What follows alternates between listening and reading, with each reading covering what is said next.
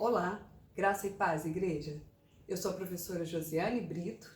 Hoje, dia 28 de junho, estamos aqui para mais um estudo de escola dominical, um estudo semanal de escola dominical da Igreja Metodista Memorial em Vitória. Estamos na lição de número 18, que tem como título Princípios de uma Igreja Educadora. Nosso texto bíblico básico é Lucas 13, de 10 até o 17. Vamos orar? Senhor, nós louvamos o Teu santo nome, exaltamos o Senhor pela Tua majestade e santidade. Agradecemos, Pai, por esse dia que o Senhor está nos concedendo. Pedimos que o Senhor venha nos instruir através da Tua palavra a sermos, Senhor Deus, uma igreja educadora com excelência. Obrigada por tudo, abençoe cada irmão e irmã. Nós oramos em nome de Jesus. Amém. Leamos então a palavra do Senhor? Lucas 13, versículos de 10 até o 17. E ensinava no sábado, numa das sinagogas.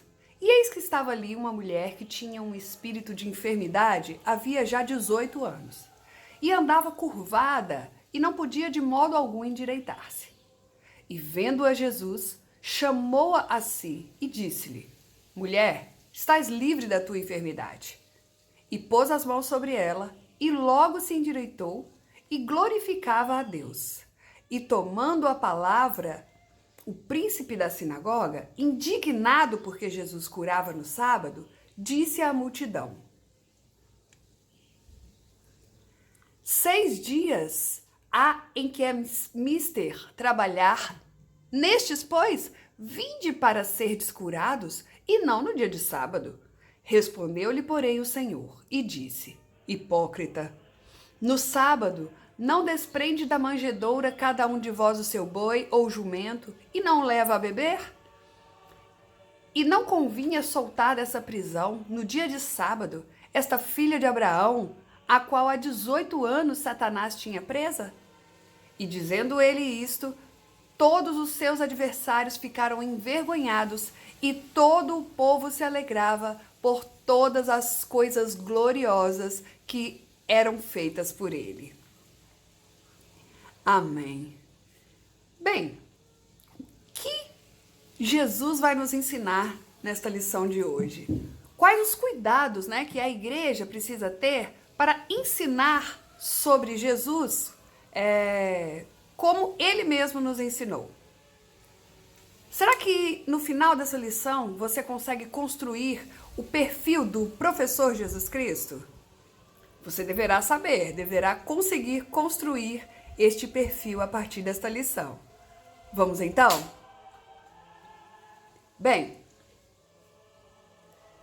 como fundamento bíblico deste texto, nós temos que Jesus é o mestre dos mestres.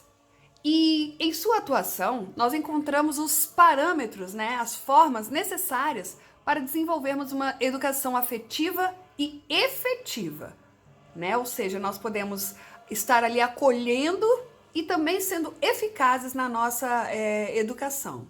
Apresentaremos aqui, o relato deste evangelista amado, Lucas, uma inspiração que ele nos dá para pensar sobre a importância educativa da igreja e o seu compromisso com o projeto restaurador de Jesus Cristo. Estaremos, num momento de reflexão sobre como que Jesus estava ensinando ali naquele momento. Bem, a cura da mulher aconteceu numa sinagoga. Uma das funções da sinagoga, deste espaço, era a educação da comunidade a respeito da lei. Era isso que Jesus fazia ali naquele sábado. Ele ensinava, no versículo 10 nós vimos, e foi quando chegou uma mulher com um espírito de uma enfermidade que no original, ela era pneumoasteneias, um espírito de fraqueza.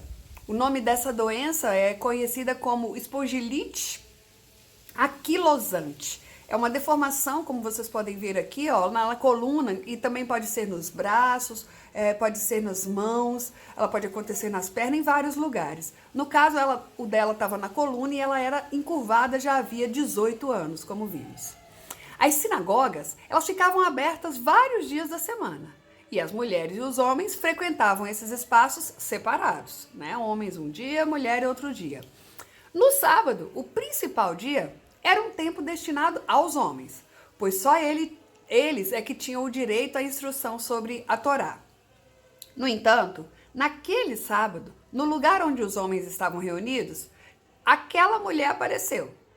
E o mais importante, Jesus não ignorou a presença daquela mulher e muito menos reprovou na hora que ela entrou.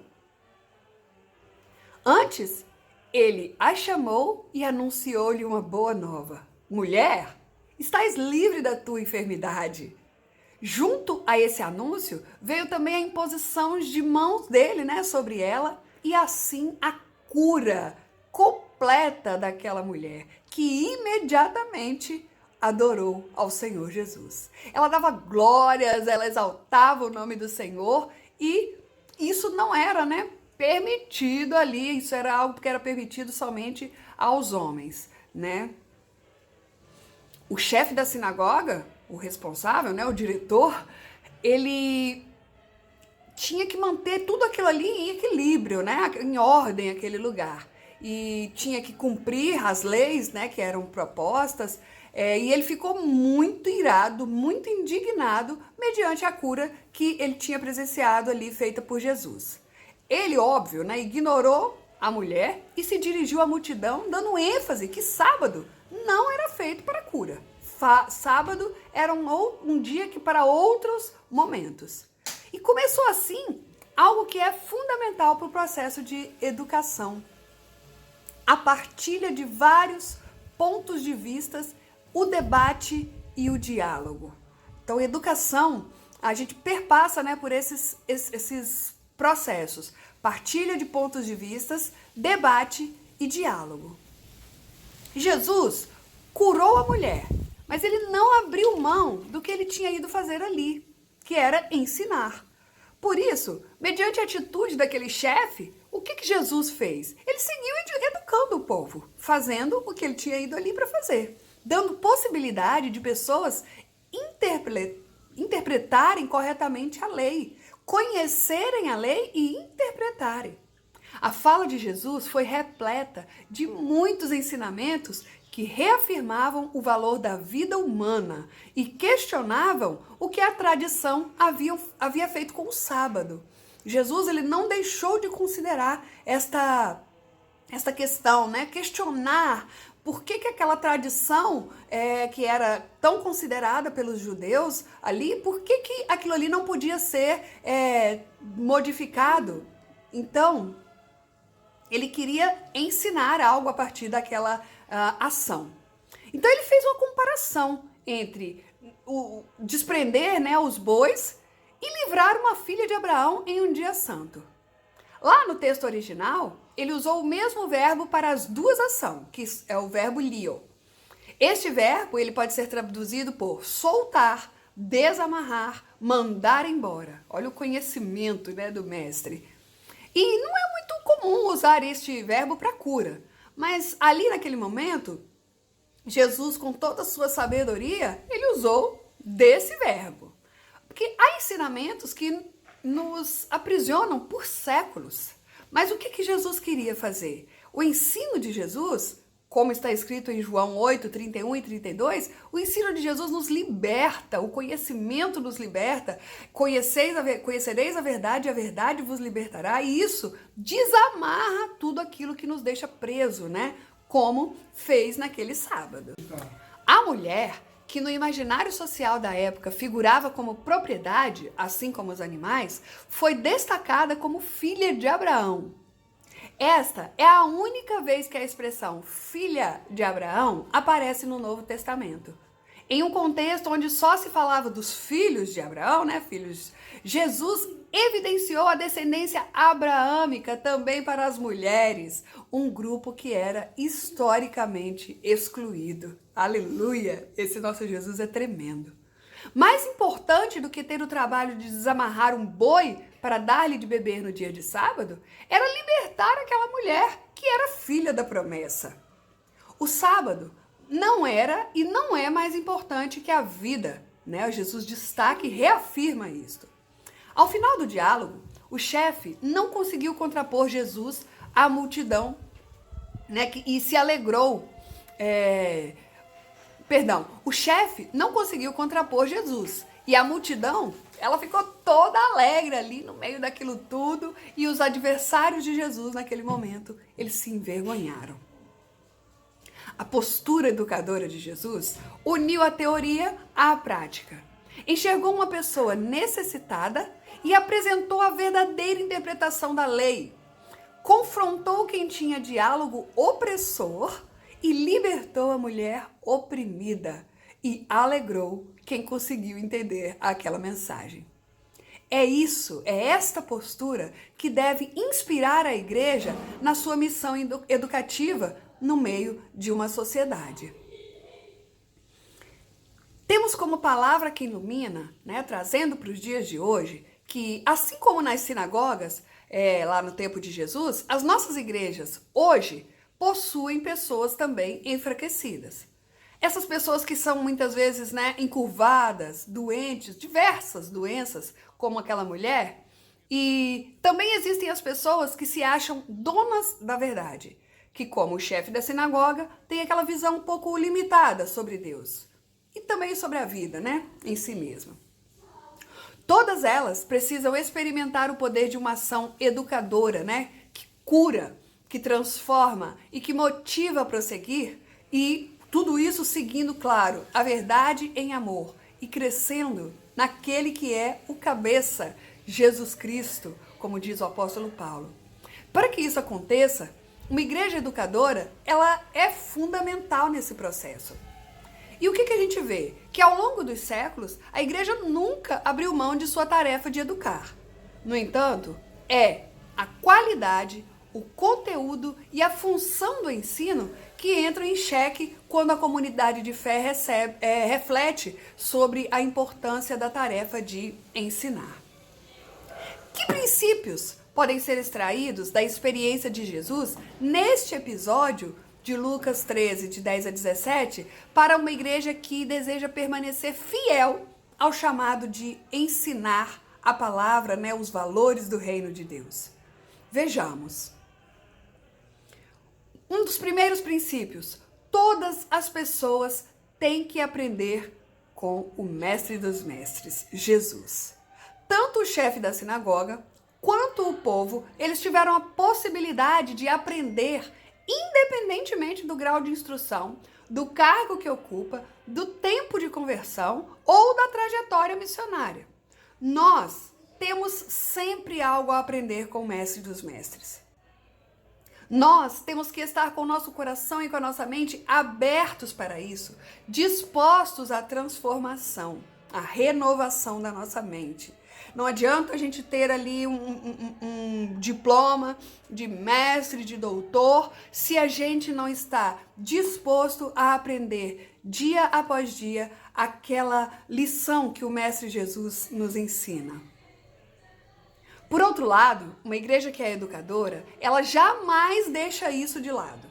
E tem em mente que essa tarefa exige compromisso, planejamento, investimento em recursos e aprimoramento das metodologias de ensino, né? Ou a gente via antigamente uma forma de ensinar, tínhamos quadro, né? Hoje a gente já tem um data show, tem televisão, a gente consegue se adaptar e colocar os valores do reino em evidência, mesmo com essas novas metodologias, né? Não há educação sem diálogo, sem linguagem acessível, sem valorização de quem ensina e de quem aprende, e sem um conteúdo que atenda às necessidades e transforme o comportamento. E se não houver essas transformações, essa valorização de quem está aprendendo e quem está ensinando, e se esse conteúdo não estiver atendendo às necessidades, é em vão o trabalho da igreja, né, como educadora. Mas ali, se nós vemos a transformação, se vemos irmãos e irmãs crescendo na graça, ensinando, né, a gente pega um adolescente que vai aprendendo da mensagem salvadora de Jesus e ele se torna um professor, daqui a alguns anos ele se torna professor dos adultos. Isto vai trazendo um crescimento, né, para a igreja. Outro ponto que é importante numa igreja educadora: as palavras e as ações de mãos, as palavras e as ações têm que andar de mãos dadas com a verdade. Jesus, ele uniu a teoria e a prática o tempo inteiro. O maior perigo que a igreja, da igreja que se dispõe a testemunhar e ensinar sobre Jesus, é não combinar palavra e prática. Isso tem que estar vivo na nossa memória. O que nós pregamos, nós fazemos, nós temos como atitude. Se a gente não combinar esses dois, nós não vamos estar seguindo a pedagogia ensinada pelo mestre dos mestres. Mas, como os doutores da lei, nós às vezes vamos agir oprimindo as pessoas, né, com regras que muitas vezes nós mesmos não temos condições de cumprir. Como acontecia, né, com aqueles doutores da lei na época de Jesus, que a quem ele chamou de hipócrita. Dentro do que a gente vê hoje, né, dentro dessa,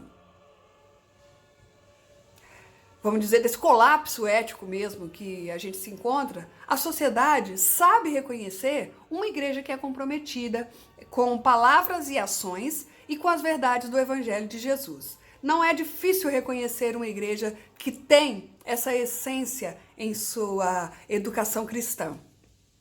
E só assim é que nós seguiremos como uma referência abençoadora na vida de pessoas cristãs e na vida de pessoas não cristãs. Aquilo que ensinamos deve ser o reflexo daquilo que vivemos. Aquilo que vivemos deve ser o reflexo da palavra e da vontade do nosso Deus. Outro ponto importante de uma igreja educadora. As boas novas de Jesus Cristo levantam e alegram as pessoas. Uma mulher que estava encurvada, sem condições de se endireitar, ela foi alcançada no momento em que Jesus estava ali ensinando. O povo, ao refletir sobre o ponto de vista de Jesus e também sobre o chefe da sinagoga, também pôde se fortalecer e ao mesmo tempo se alegrar. Encurvadas, envergonhadas, ficaram as pessoas que tinham um ensino opressor. Precisamos ter sempre esse cuidado com o tom da mensagem que nós anunciamos e sempre refletir. Ela caberá no discurso de Jesus ou na murmuração do chefe da sinagoga? Nosso discurso, ele se encaixa mais no de Jesus ou no do chefe? O nosso chamado é para anunciar e ensinar a mensagem que leva ao arrependimento, à consciência da salvação em Jesus Cristo, ao desejo de transformação e engajamento missionário. Um ensino que é saudável levará o povo a glorificar o nome de Jesus como fez a mulher, e não o de acusar as pessoas, como sentenciou o chefe da sinagoga. Diante disso, será que você consegue montar um perfil desse perfeito professor que nos ensinou aqui hoje? Bem, importantíssimo. Esse professor, ele formava e transformava as pessoas. Ele não se furtava do diálogo. Ele não se escondia, né? Ele não se mantia calado. Ele manifestava, ele mostrava através da lei do amor a que ele veio. Ele não se deixou aprisionar pela tradição que desrespeitava a vida. Temos tradições? Elas são importantes? São, mas nunca elas podem desrespeitar a vida. Foi isso que Jesus fez. E, importantíssimo, Jesus, enquanto ensinava, ele tinha um discurso condizente com a prática. Agora, o essencial, ele olhou para as pessoas, para a vida. O mestre dos mestres tem um perfil de excelência, assim como nós estamos buscando. E o que a gente pode concluir então? A sociedade está repleta de ensinamentos que encurvam e que aprisionam, limitando-nos de enxergar realmente a vida ao nosso redor. A igreja cabe a tarefa de educar as pessoas de forma que elas consigam, ao invés de ficar encurvadas, se levantar, de reconhecer o valor que elas têm como ser humano, de reconhecer o amor e o poder de Deus e também de enxergar o próximo a ela. A partir do momento que ela se recuperou, ela já olha para frente e enxerga o outro e traz esse outro para Jesus, para conhecer também esta graça. Para isso, nós juntamos, nós conjugamos tanto a fé como a sabedoria. E estes são fundamentos de uma igreja que é saudável e comprometida com o anúncio e a construção do reino de paz e do reino de justiça. Aleluia! Os nossos textos estarão na descrição do nosso vídeo aqui abaixo. Vamos orar? Senhor Deus, nós te agradecemos por tua presença santa nas nossas vidas. Te agradecemos, Pai, pela instrução que recebemos através da tua palavra, nos trazendo, Senhor Deus, à memória a tua atuação como um grande mestre, nos ensinando como igreja a como atuar, meu Pai, diante de uma sociedade, Deus, que enfrenta tantas lutas. Muito obrigada, Pai, por este teu cuidado especial com a tua igreja. Que possamos, Pai, durante toda a nossa caminhada cristã, em missão, anunciarmos como o Senhor nos ensinou. Obrigada por tudo, em nome de Cristo. Amém. A graça e a paz, amada igreja.